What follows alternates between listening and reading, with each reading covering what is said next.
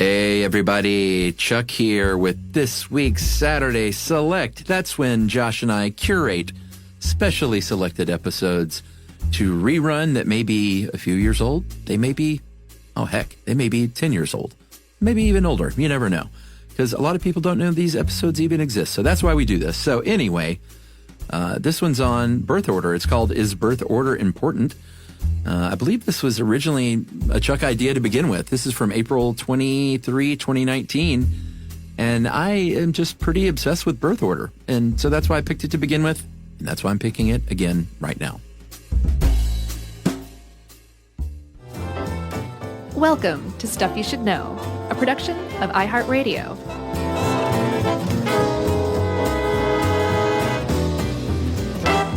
Hey, and welcome to the podcast. I'm Josh Clark. There's Charles Baby Chuck Bryant. There's Jerry over there. And this is Stuff You Should Know. The Jerry, podcast. Jerry, were you what was your birth order? Oh, Jerry's a middle child. 2 of 2 or 2 of more? So you're the baby. You don't know this? No. Did you? Sure. No. I've known Jerry for like 13 years. So have I. Well, not that long, 12 years. So have I. No comment. Okay. Well, what am I? I don't know. That's right. I know. What? I'm the baby. You know that. Yeah. I didn't ask what you were. I know you know what you are. What am I? This isn't quiz time. You're not going to just... Yeah. Mm-hmm. I wasn't calling you out. Oh, well, I was calling you out. You were. In a humorous way. And I called you out. It's hard not to look at this stuff through your own lens, though, of your own family, you know? Are you changing the subject? Well, no, I'm getting on with it. Oh, okay. Because as the youngest of 3, and all of us have 3 distinct personalities, it's hard not to kind of like think about birth order. Right. And if that's a thing. Right. And it may be, and it may not be. Yeah. Depends on which scientist you're asking. I tend to think like there's just no way it doesn't have any effect. No, I think it definitely has an effect, but as we will see, it is one part of a huge pie. Yes. That indicates what kind of person and personality you might have. Well, plus also it's devilishly tricky to analyze, to study. Because of how big that pie is. Yeah. There's so much going on with your personality that to just pinpoint one thing, even a big thing like where you're born in a family, it's just tough to pin down. So you're the youngest, right? Good guess. Yes, I am. I knew you were the youngest. I'm like, I wear that on my sleeve. I feel like I kind of do too. And a lot of these, I guess in some ways, but like I was reading this checklist for the youngest. Yeah. I'm like, yeah, I guess so. Let's do this. Should we go over that stuff first? Yeah, totally. All right. So this is like the sort of macro view of how a lot of people think of birth order. Is that a fair way to say it? Pop psychology. Yeah. So if you were born into a family, there's basically 4 ways that you can be born in some sort of order. You can be the firstborn. Mm-hmm. You can be a middle child. Mm-hmm. Or you can be the last born. And then if you're a real outlier, okay, you're right. So there's 5. Or a triplet. Oh, God. Yeah. Don't even get me started. Let's just say a multi. Okay, a multi. Mm-hmm. Or you can be an only child too. Sure. And all of them have distinct personalities, again, according to pop psychology, but also according to every person who's ever been born. Yeah. Into a family especially. Yeah, yeah. And so with the firstborn, the whole theory of basically birth order, where you're born into the family unit that you're born into and what effect that has on your personality and how it develops, it all seems to come down to this idea that you are born into a family where there is a finite resource called parental attention. Mm-hmm.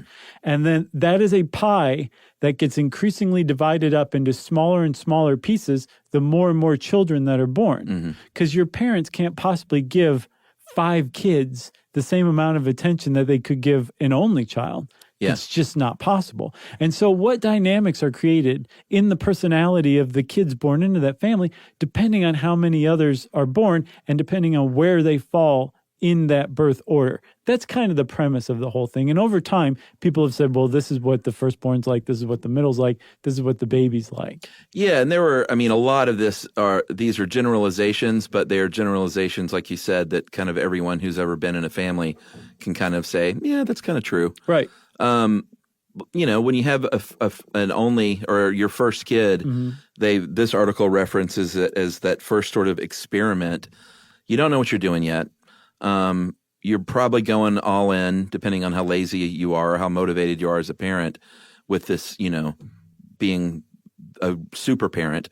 And then if supposedly, as you have more children, you get, it's not only is your attention divided, I think, but there's the notion that you also are like, you know what, I probably don't need to be as crazy with number 2 and number 3. Yeah. Leave them to their own devices. As a third kid, I'm not going to get into too many depressing details of my family growing up. Yeah. But like by the time I was 10 and 11, my parents had other things going on. Yeah. And I wasn't feral. Other kids on the side? Not exactly. I wasn't feral by any means, but I was. I did not have rules imposed on me like my brother and sister did. Right. I did not have. I was allowed to go to Panama City for spring break, and they weren't. I was allowed to kind of do my own thing, and I was trustworthy, so that probably had a lot to do with it. Yeah. If I would have been a real problem, they might have clamped down a little more, or maybe not. And they probably wouldn't have necessarily clamped down like, we need to give Chuck way more attention and guidance than we have been. They would have probably been like... Crime and punishment. They would have been like, we're sending Chuck to rehab or whatever. You know what I mean? Let rehab take care of it, or reform school or something like that. Right. Because once you get X number of kids in, you're just so tired. Yeah. You're so tired. And you're older too. Sure. Like... when you're chasing a little kid around in like your 40s or 50s, that's different than when you're chasing a little kid around in your mid-20s. Yeah, I can't imagine. A world of difference. Yeah. You know? So there's a lot of resources, not just, parents' attention, but also their time, intellectual attention that they'll give a kid, like in, say, like hanging out, teaching the kid to read, that kind of stuff, and just attention in general. And also financial resources. The family's resources in general are a pie that must be divided among all the financial, kids. Emotional, all that stuff, instructive. Right. Yeah. So generally speaking, firstborns, people say, tend to be very conscientious and structured and reliable and high achievers. Yeah, because their parents are focusing like a laser on them. They know everything the kid's got going on, maybe a little too much. And the kid is responding to this by basically becoming a perfectionist and really wanting to be around their parents. Yeah. And their parents' friends, more mature. Very much mature, because most of the people they're hanging out with are adults. Yep. Okay. So that's a firstborn typically, right? Everybody knows it. Don't try to deny it. Middles in general are people pleasing, which is so my brother. That's weird to me, because when I think of middle children, I think of Jan Brady, and Jan Brady was not a people pleaser. She was just, a lump, like a lump with a cloud over her head. Oh, poor Jan. But that's true. Like, I would not characterize Jan Brady as a people pleaser, would you? No. Like, she was going to burn something down eventually if the Brady Bunch had stayed on the air long enough. Was also a blended family, so what was... oh, yeah. Who was it was Bobby, and then was it Peter? Peter was her lateral, I guess you'd call it. Was he a people pleaser? Or just a Peter pleaser? Jan. More than Jan. But blended families do confound things. We'll get into that later. Yeah, for sure. But people pleasing, somewhat rebellious, which is not my brother at all. Large social circle, not really my brother. And a peacemaker, totally my brother. He's the best. He's the best. And then the youngins, like us, most free-spirited, fun-loving, uncomplicated, manipulative. I've been called some of these things to varying degrees. Yeah. Self-centered, attention-seeking, and outgoing. Check and check. But combine you and I, and we're sort of like the proto-youngest. Uncomplicated, though. I'm like, I don't get that. I'm exquisitely complicated. On the surface, you wouldn't think it, but I'm pretty complicated. Sure. As we all know in this room. But that's the only one that I'm like, that I question. Yeah. All the rest of them are like, yeah, that makes sense. It's like the Chinese zodiac. You look at that menu and you're like, oh, I'm a total dog. Yes. And Mugu Gai Pan sounds great right now. Onlys, no siblings. You are what they call almost like a super firstborn. So Which sounds scary. all as hell. of the traits of a firstborn on steroids. Right. Very much a perfectionist, very much more mature for your age, conscientious, diligent, prone to be leader. Can leap over tall buildings. And then this is where it gets interesting. And this sort of starts to, Finally, everybody, this is where it starts to get interesting. well, this is where it gets in a little bit like how complicated it can get because there's so many factors at play. Like, what if you're in a blended family? Because that kind of throws it all out of whack. Yeah, dude, because Or it can. if you're born a firstborn and your parents get divorced and you go with your mom who gets remarried to a dude who has Mike Brady. Yes, To a smashing cool architect. for sure. And he has a kid that's a little older than you. Greg. Greg's the firstborn. You're not the Yeah. firstborn anymore. The best you can hope for is to form some sort of confederacy or alliance with Greg to rule the rest of the siblings. But you're not the head honcho anymore. You're not in charge. That's a big deal. I can't imagine many more traumatic experiences, especially one that follows closely on the heels of your parents' divorce or the death of like your other parent. That's got to be one of the most traumatic things a kid can go through is to lose their identified perch in the family order. Yeah, and that's we were talking about like the firstborn, like the baby of the family. If all of a sudden there's a younger, no good. No. Like I remember my parents, for some reason, talking about adopting a kid. Uh-huh. I can't remember how old I was. I must have been about 7. And I remember breaking down and crying and Sure. just being like, you can't do this. Right. You cannot bring in someone younger and cuter Right. than me. Yeah. And that I'm happens losing my looks. I'm 7. in a blended family. If all of a sudden you have a younger, or God forbid, a baby, Yeah. just forget about it. Can't compete with that. You got to kill that baby. Well, that's what happened too when the Brady Bunch started to lose ratings. Apparently, your family was losing ratings, so they were talking Oliver. about that. They brought in cousin Oliver, a new baby, and I don't think Bobby was very happy about that either. No, but just think about Jan. It all makes a little bit more sense. Like she was like, I'm the middle child, and then they brought in 3 more, and she was like, I'm even more middle. Yeah, you're deluded. The middle child is deluded, and if you have multiple middle children, forget about it. That's right. However, here's the thing with blended families. They say by about the age of 5 that a lot of your personality is set. So if you're older than 5 You're and all of trouble. a sudden your family is blended, they say it may not make that much of a difference.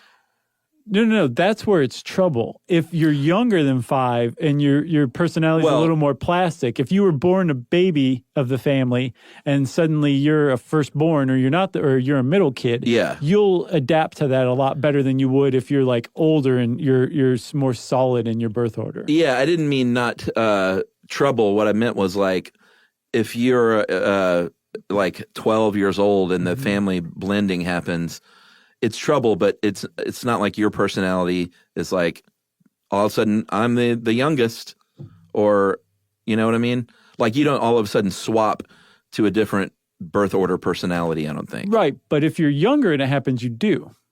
Right, under the age of 5. Which goes to show that if this is a thing, and we'll talk about whether it is or not soon, Yeah. it has nothing to do with biology. It has everything to do with nurture, not nature, because a kid can adapt depending on when this happens. They can adapt to a change in birth order Right. if they're young enough. Yeah. That means it has nothing to do with biology. It's all the environment you're raised in, which is the most boneheadedly obvious thing on the planet. And then, before we take a break, there are also gap children. Supposedly, if there's at least a 5-year gap between births, then it just sort of resets. That was like me and my oldest sister. She was 13 years older than me. Right. She was just like this older, cool person, but not like an older sister, not at all overbearing, Like really an- like sweet like and the looked cool out aunt? for me. I guess a little bit. Yeah. Or like a second mom kind of Sure. to an extent. Because that does happen, too, if there's a big gap or a big family. Yeah. Like, I dated a girl in New Jersey there was like 6 or 7 of them. Mm-hmm.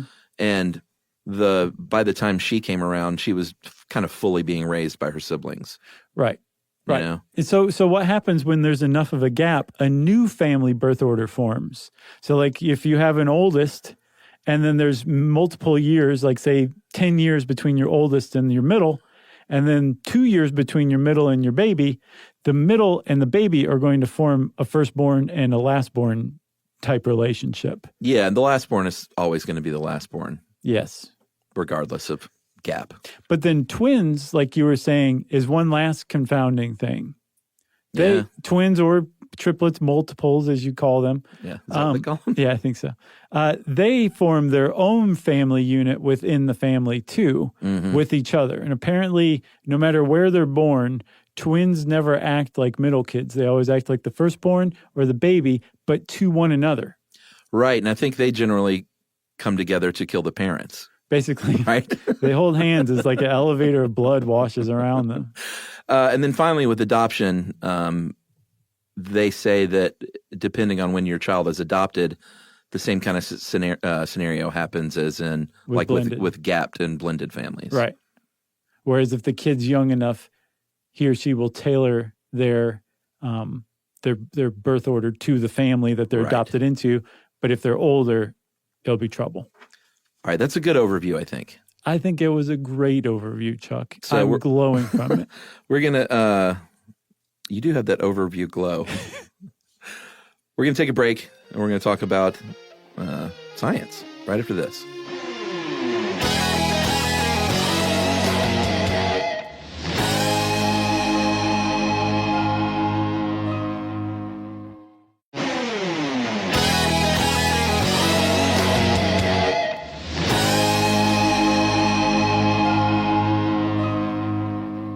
All right, Chuck, as promised, we're going to talk about science because, like I said, this is so boneheaded and obvious to every single person who's ever been born into a family.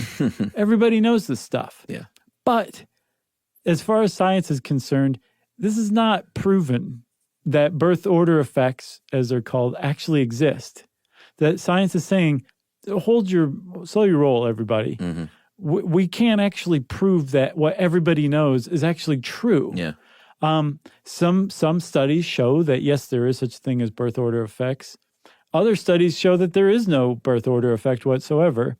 And then some studies suggest that if there are birth order effects, they're so small that they are basically a blip on your personality, that all the other factors that form your personality, things like the socioeconomic status of the family you're born into, your racial background, your gender, all of the other stuff, that is what really forms your personality, not the order you're born into your family. That's kind of science's position right now. Yeah, but what they all agree on is that it is therapy cash cow. Right. Yes, it's a useful framework to approach psychotherapy from. Yeah, and that's where they all want to thing. talk about it at high hourly rates. See, to me, I'm like, this is exactly what forms your personality, but I get science's position. I respect it. So if we go back in time to the early 1900s, there was a man named Alfred Adler. He was he was a contemporary of Freud, and this is when all these dudes were getting together to talk about all this stuff and this burgeoning science, and they all thought they were so cool and important. And he was one of the only ones among his peers, though, at the time, that was talking about birth order that early. Yeah. And he went on to form what we know as Adlerian psychology or individual psychology, and it's basically a therapy based on how you perceive your own level of power in your family, at your workplace, in the world at large. In general, like your perceived power, place of position, or status, right? Yeah, and if he believed in birth order having a significant influence on your personality, then that in turn would influence how powerful you may or may not feel. Yeah, because to Adler, if how you perceived your own power, not necessarily how powerful you were, but your own perception of power was the driving force of like how you interacted with the world, your personality.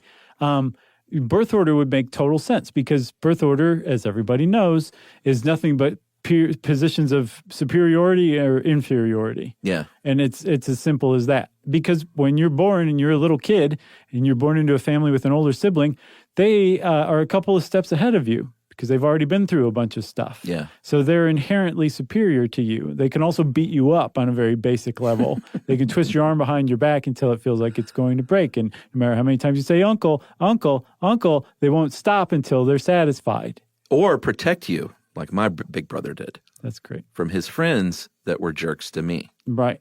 He wouldn't stand for it. No. We went at it too, we were brothers, but Sure. he never picked on me. No. You know why? Because you're Chuck. And he's Scott. Right. In the 80s is when, there were always studies starting since Adler and Freud's time, but in the 1980s is when it really blew up thanks to the Big Cocaine. Five Oh, wait. and cocaine, the Big Five personality trait view of things. And that's when things in the 80s, that's when everybody was just like eating this stuff up. Yeah, because so the Big Five personality inventory is, we've talked about it before, but basically it is a self-reported measure that is actually valid. It actually works. Like you can say this person is highly neurotic. Yeah. Or this person is extroverted or, three others that I can't bring to mind right now. But these things are also kind of broken into subcategories. Like these are big umbrella terms that have more specific subcategories, but it's actually like valid. Like somebody who fills this survey out, it's going to be an accurate assessment of their personality. So if you have somebody's personality, that's huge, right? You can say, all right, if this person's neurotic, they're highly neurotic, let's see what birth order they are. Oh, they're a middle child? Let's compare them to other middle children who filled out this personality survey, scored high on neuroses. And all of a sudden, we can show if you're a middle child, you are far likelier to be highly neurotic under the Big Five personality inventory than a firstborn is, right? Boom, bam. You just proved that birth order effects exist. Or did you? Yeah. They're like, we can put people further into a box and label them. Sure.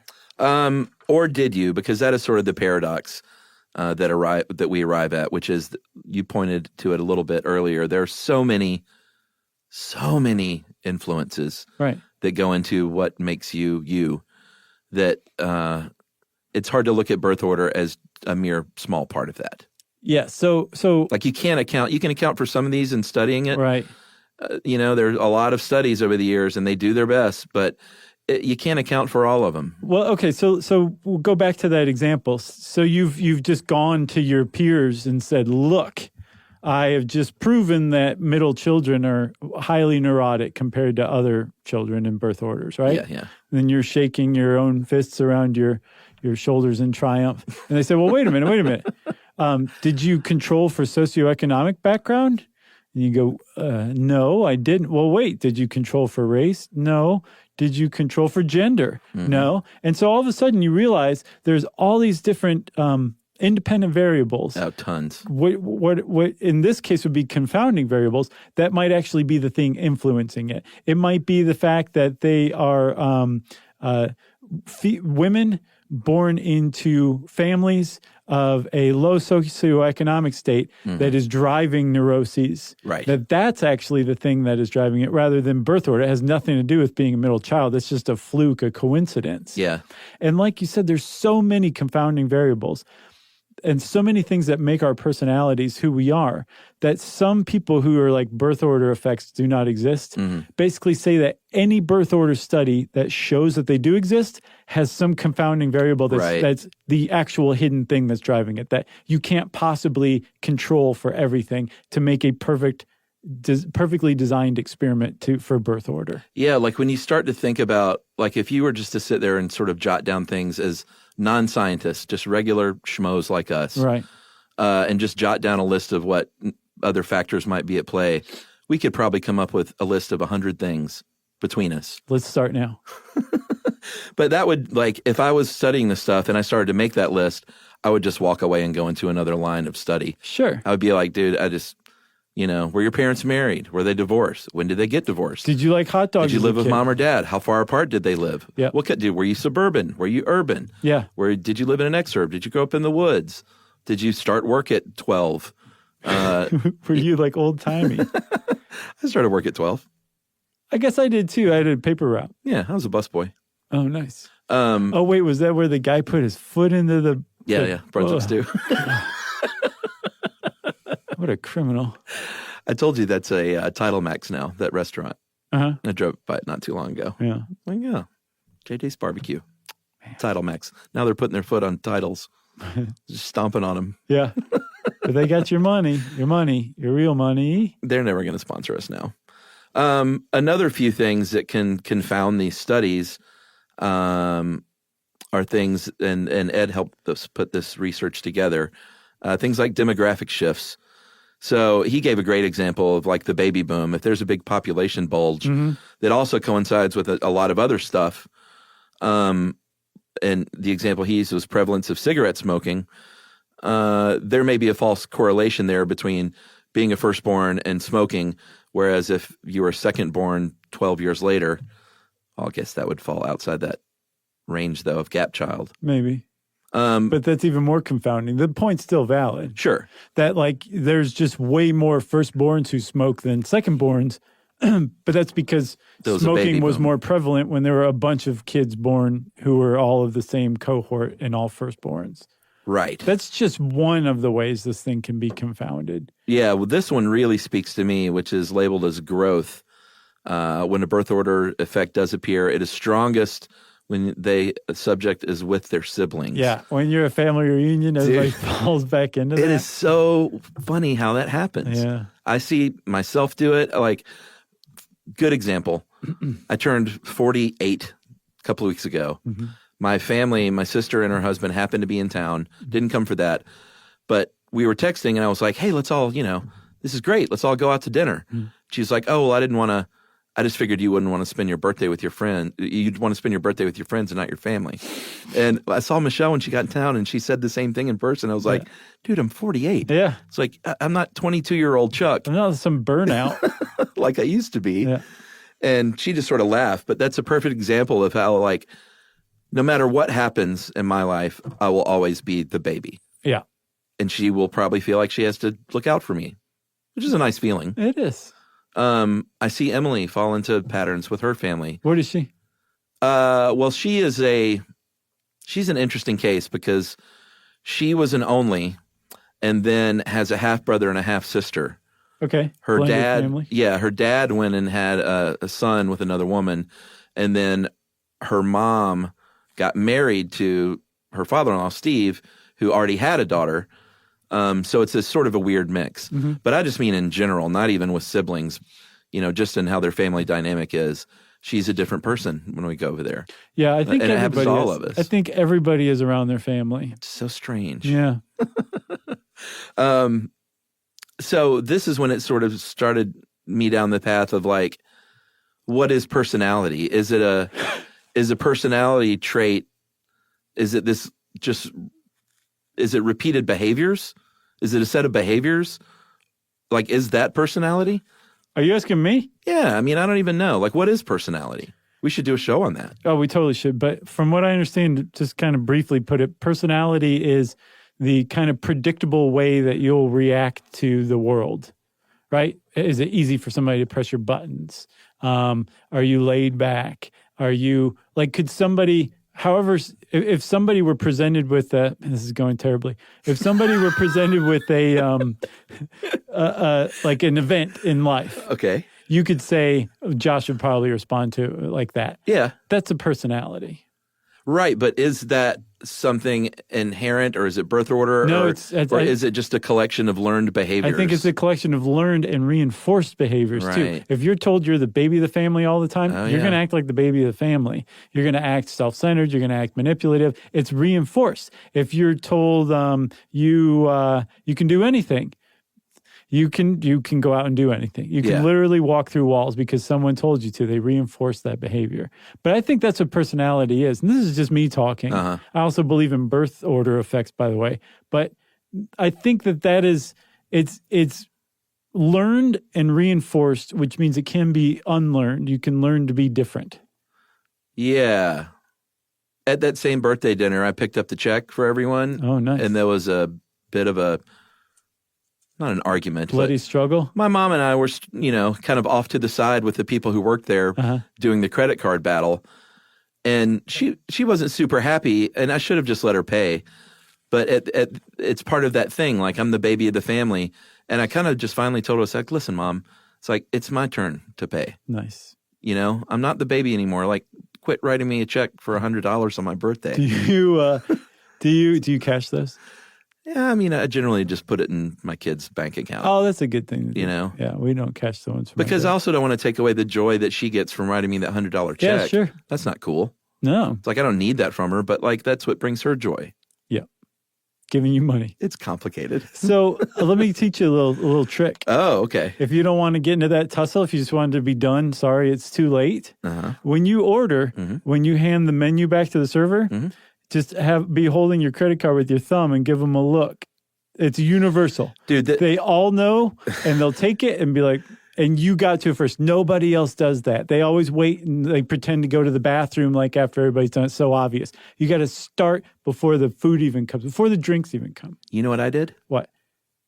When we got to the restaurant, the very first thing I did was go up to the manager while everyone was being seated and said, listen, dude, my mom's going to try and pay, or one of these other chumps in my family is going to try and pay. Right. It's like, I don't want any of them paying. Right. It's like 12 people. I picked the place. I picked a nicer place. Yeah. It's like, I don't want to do that. Yeah. And I was like, so just, here's my credit card. Please make sure that the server, there's no battle. They didn't follow your orders? No, because my mom, she tried to jump me later on the side and didn't realize I had already jumped her. So it should have been done. I know, but then we went over there, he was like, listen, man, your mom is over here now. Like, she's the mom. We generally side with the parents on this stuff. What place was this? It was just a restaurant. I demand to know. I'm mad about this. You think my move should have just trumped all moves? Yes. Because it was, no, I agree. And that's what I basically said. And I was like, listen, man, I was like, there are factors at play here that I don't want to talk about. Yeah. It's like, just please. And my mom got a little mad. And then I blame this manager. I think you should expose them. Well, I'm glad it all worked out in the end. Oh, man. Should we take a break? I thought we were right now. No. All right, we'll be back right after this.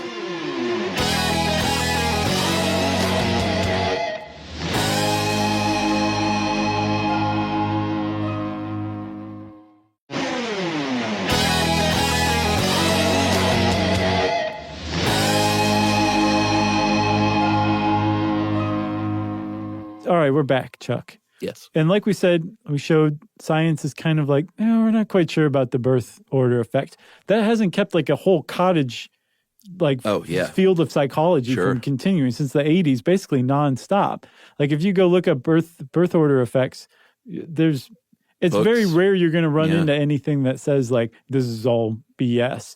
Most of it's like, yeah, this is true. Everybody knows it. There have been some like prominent people in favor of, or like that say, yes, there is such thing as birth effects. And there was one guy in particular who made a big splash in 1996 with a book called Born to Rebel. Yeah, Soloway? Yeah, Frank Soloway. Frank J. Soloway, if you want to be fancy about it. And he got a MacArthur Genius Grant in 1984 to kind of study this and write about it. And he did. He wrote a book called Born to Rebel.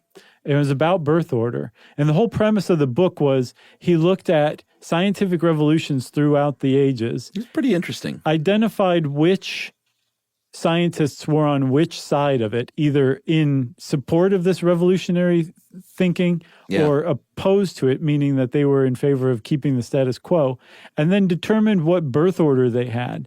And he found, after this study, which is really... it was a big study that he did. It was a lot of legwork and a lot of research. He determined that firstborns are much more likely to support the status quo, whereas secondborns or laterborns, he calls them, are much more likely to support revolutionary thinking. Yeah, and just one example as far as he used Darwinism. He said laterborns between 1859 and 1875 were 4.6 times more likely than firstborns to support Darwinism. This and that's just revolutionary one example. thinking. Yeah. So, and that was one of many examples. I think there were 121 historical events with 6,500 individuals either supporting or opposing him. So it was a big work for sure.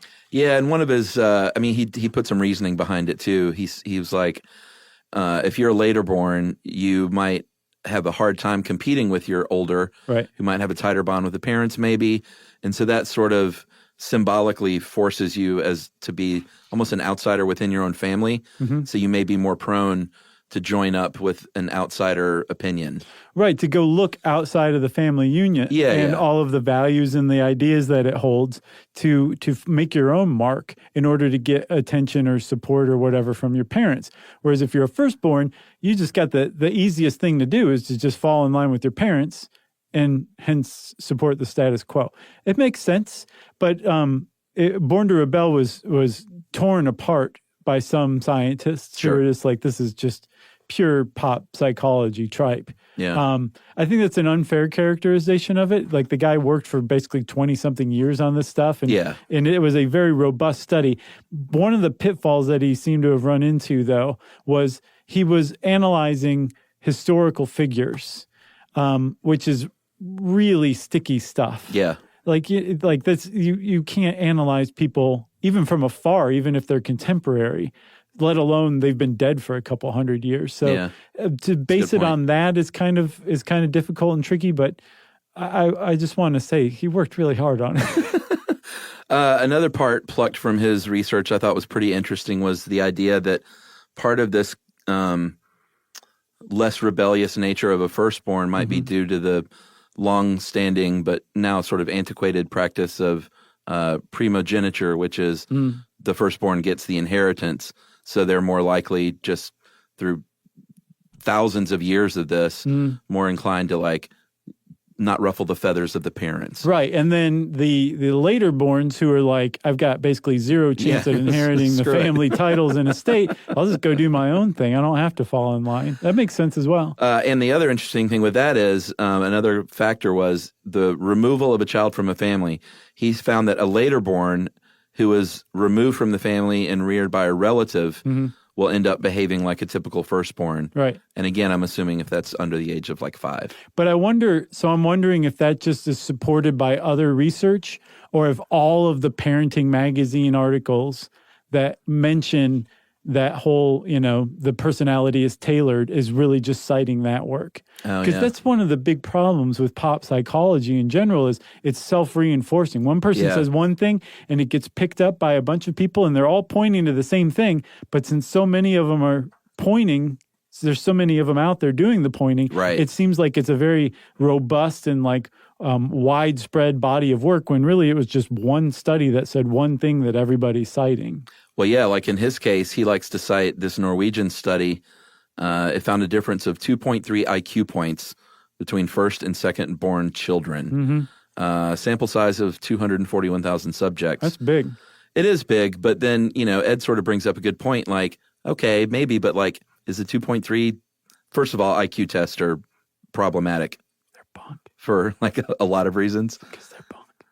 Possibly bunk. But even if they're not, is a 2.3 IQ point difference even meaningful? Yeah. Enough to be like, well, look, 2 points. No, it's not meaningful in that, like, that's not going to lead to any like closed doors or open doors or anything. It's just such a narrow difference.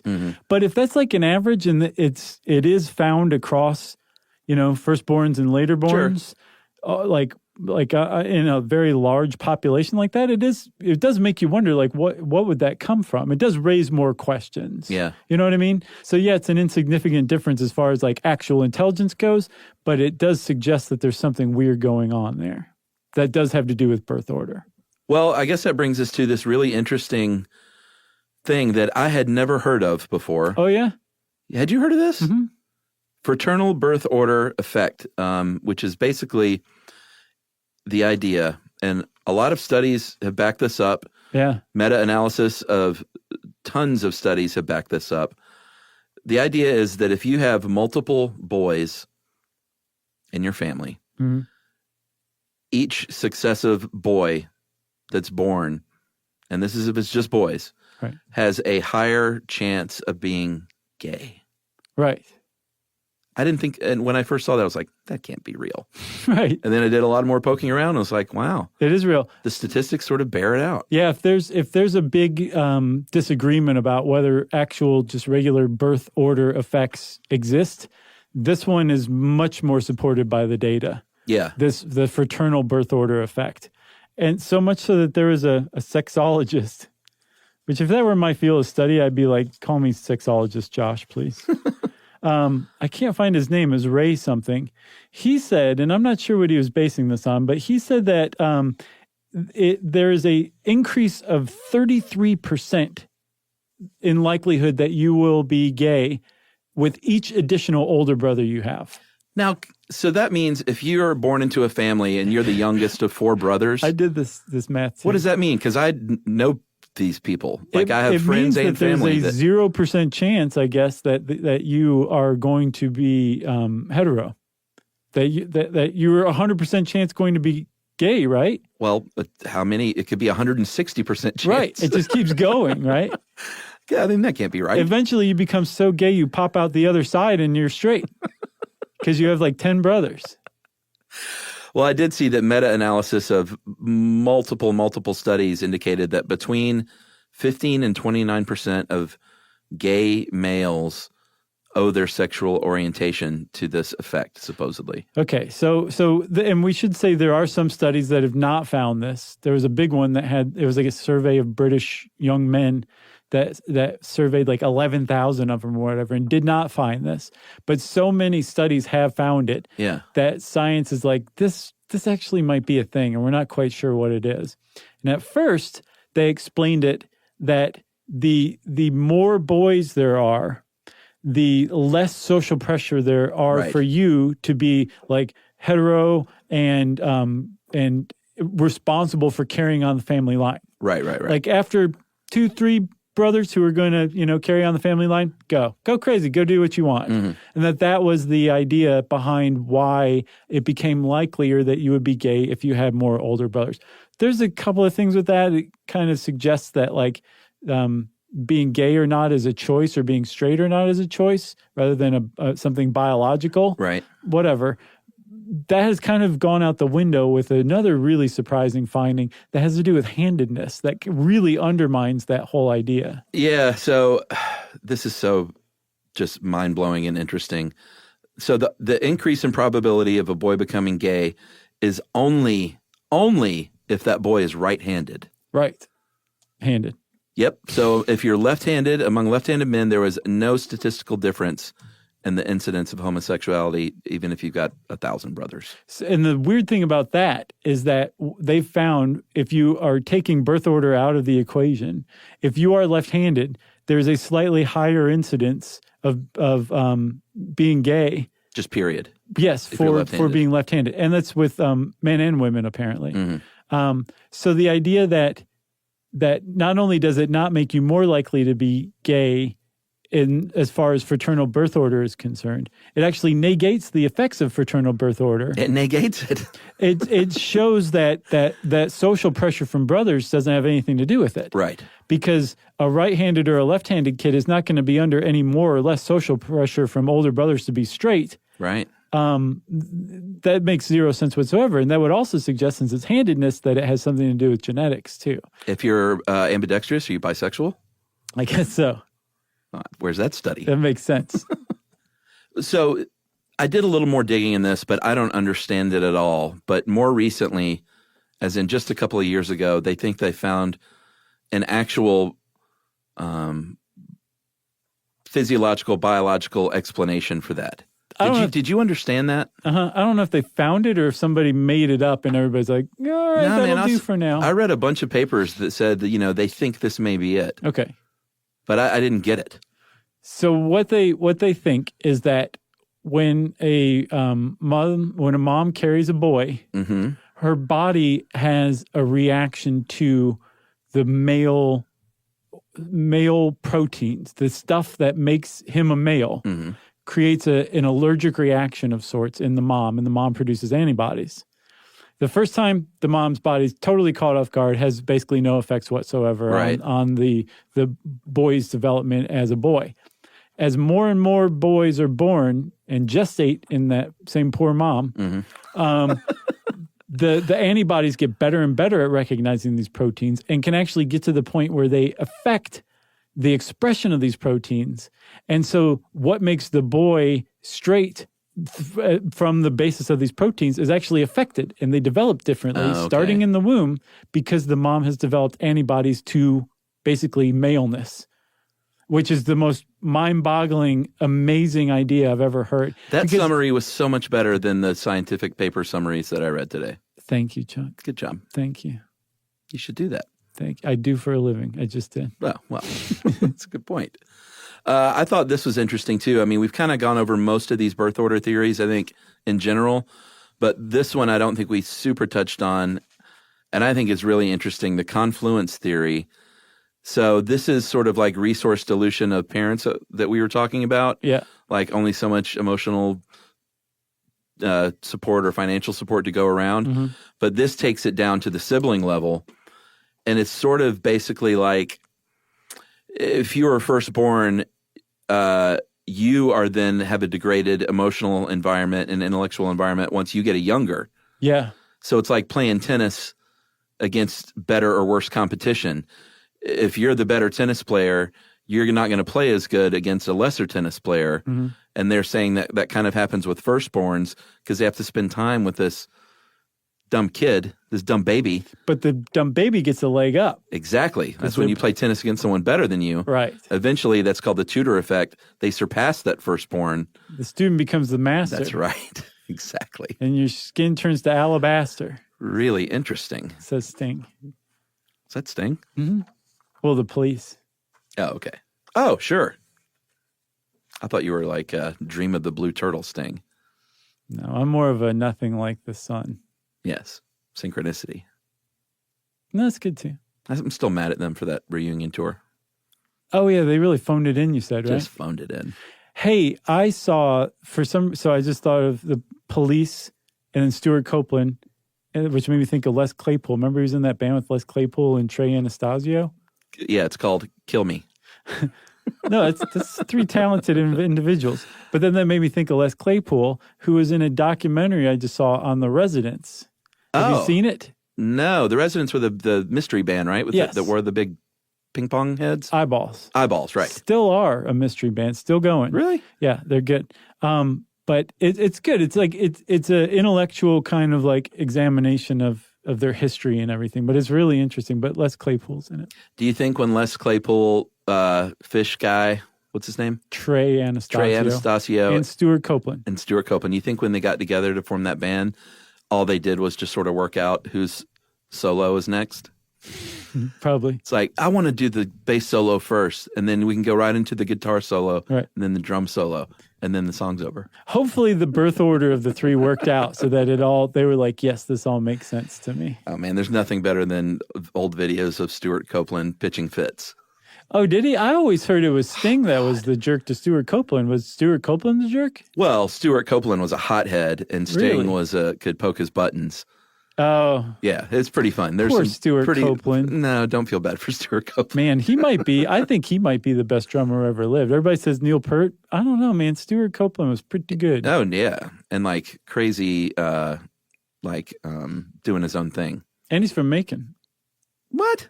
Yeah. Macon, Georgia? Macon, Georgia. Wow. I didn't know that. This concludes this episode of Stuff You Should Know. If you want to know more about birth order, go talk to your family. We don't care. Since I said that's time for listener mail.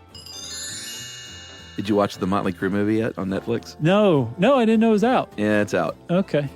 Is it good? No. Is it based on that book you read? It's not good, but it's great. You know what I mean? Oh, yeah. Oh, yeah, it's based on the book. Okay. But it feels like one of those VH1, are you literally making a note? I can't wait to see it. It's sort of like one of those VH1 music movies. Okay. Like the Jacksons one. It's good. Okay, I'll check it out. All right. Who plays Vince Neil? They're all, the only one of the, not the only thing, there's a lot of distracting parts, but the guy who plays Vince Neil and his hair looks a lot like Garth. Looks a lot like Dana Carvey is Garth. No. So it's kind of hard to fully go there. The guy who played Tommy Lee is pretty good. Was it Christian Navarro? No, did he want to? He can't play Tommy Lee. He could. Tommy Lee's like 6'5". That kid can play anybody. Well, no, I agree. All right. It's time for listener mail. I said, Chuck. Navarro's more a Mick Mars guy. Okay. All right, here we go. Is that Dokken? No, Mick Mars was Motley Crue. Who is that? He's a guitar player. Oh. The old creep. Yeah, sure. I know who you're talking about. I guess I never knew his name. And by creep, he was a creep. He was creepy. Sure. That's what I mean. Still is. All right, here we go. This is from Sam. I'm just going to call this heartfelt. It's always nice to hear this. Yeah. Hey guys, probably could have sent this a million times, but tonight I really felt the need to. You were with me when I transitioned from high school to college. You were there the night my dad died 2 years ago. And now you're here as I'm in the process of dealing with my girlfriend dumping me after 3 years. You're always there, guys. I'm sure you hear this all the time, but I want to tell you that on tough days, you really help keep me sane, plain and simple. You help keep me sane. Plain and simple. Plain and simple. No, not that we keep him plain and simple. I read that wrong. That's like eat, shoots, and leaves. That's right. I have depression and anxiety, and the podcast is a huge help on nights like this when nothing seems to help or is comforting. I can tell if things get really bad if even the podcast doesn't help. You guys have also been like role models for me. Oof. So this is all just to say thank you so much, guys. Who knows how much darker some spots of my life have been without you. Could say much more, but I think I got the message across. That is from Sam, and he says, P.S. I am a he, him, and I spanked this email on the bottom. Oh, good. That's how it got here. That's Sam, right. Nice work. If you want to get in touch with us like Sam did, thank you very much, Sam, by the way. That was very sweet of you to tell us all that. Hope you're pulling through. Yeah, hang in there, man. You can get in touch with us by going to stuffyoushouldknow.com and clicking on our social links. And you can also send us an email like Sam did. Don't forget to spank it on the bottom to stuffpodcast@iheartradio.com. Stuff You Should Know is a production of iHeartRadio. For more podcasts from iHeartRadio, visit the iHeartRadio app, Apple Podcasts, or wherever you listen to your favorite shows.